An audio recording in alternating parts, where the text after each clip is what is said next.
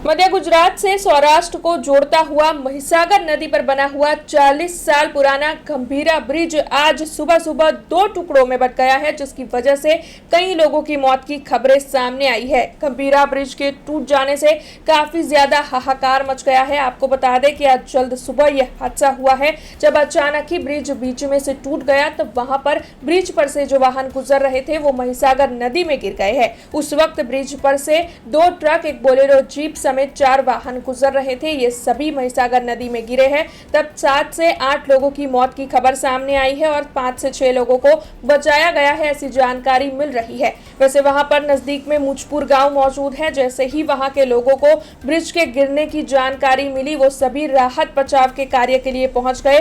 पादरा police भी मौके पर पहुंची है और रेस्क्यू ऑपरेशन लगातार जारी है। तब आपको बता दें कि इस वक्त पदाधिकारियों के जगह पर पहुंचने की शुरुआत भी हो चुकी है। राहत बचाव का कार्य चल रहा है, लेकिन ये ब्रिज जो है वो काफी वक्त से जीर्ण हालात में था, ऐसी जानकारी मिल रही है, जिसके मद्देनजर अब इस ब्रिज के गिर जाने को लेकर कई सवाल उठ खड़े हो रहे हैं। वैसे इस वक्त जो जानकारी सामने आई है उसके मुताबिक रेस्क्यू ऑपरेशन कर जो घायल है उन्हें अस्पताल इलाज के लिए पहुंचाया जा रहा है। तब जिला कलेक्टर डॉक्टर अनिल धामेलिया भी वहां पर मौजूद है और उनकी ओर से रेस्क्यू ऑपरेशन से जुड़ी हुई हर जानकारियां हासिल की जा रही है। वैसे आपको ये भी बता दें कि ये जो ब्रिज है वो सुसाइड पॉइंट के तौर पर मशहूर था।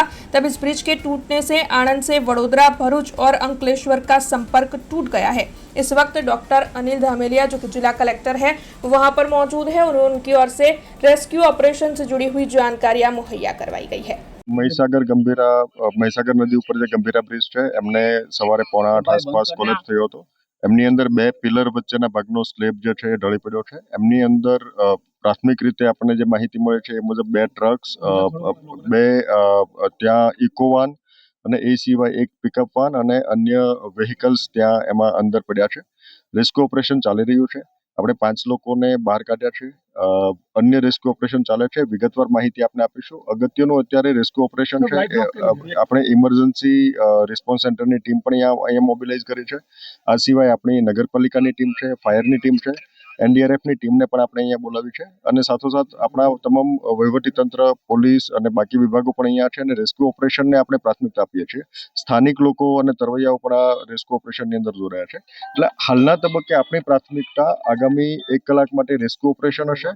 આપનો જે મુદ્દો છે કે આ બ્રિજ શા માટે કોલેપ્સ થયો એમના વિગતવાર આપણે કારણોની આપણે જાણ પણ કરીશું, પણ હાલના તબક્કે અગત્યતા આપણી આ બ્રિજના જે રેસ્ક્યુ ઓપરેશન છે આપણે એમને બધાને બહાર કાઢીએ અને એમની લાઈફ લોસ આપણે મિનિમાઇઝ કરી શકીએ એ દિશાનો પ્રયત્ન આપણો છે। એની વિગતો આપની સાથે શેર કરીશું, પણ અગત્યનું અત્યારે હાલના તબક્કે અત્યારે આપણું મેઇન ફોકસ રેસ્ક્યુ ઓપરેશન છે અને એના ઉપર આપણે ફોકસ કરીશું। ચોક્કસથી આપણે જે પણ કાર્યવાહી કરવા પાત્ર છે ચોક્કસથી કાર્યવાહી કરીશું। હાલના તબક્કે અગત્યનું અત્યારે રેસ્ક્યુ ઓપરેશન છે અને એના ઉપર ફોકસ કરીને આપણી સમગ્ર ટીમ મોબિલાઇઝ કરીએ છીએ અને રેસ્ક્યુ ઓપરેશનમાં આપણે તમામ સ્થાનિક લોકો પણ સહયોગ કરી રહ્યા છે।